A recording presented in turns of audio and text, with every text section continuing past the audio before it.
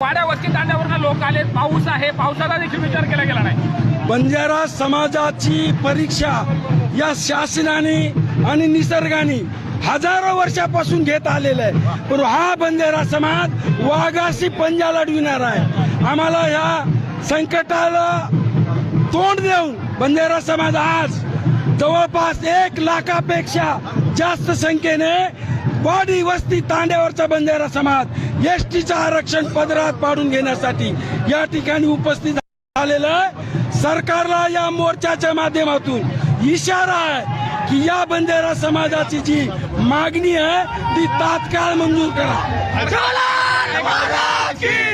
सरकार सकारात्मक आहे का, आणि सरकारने जर तुमची मागणी मान्य नाही केली तर पुढचं पाऊल काय असेल?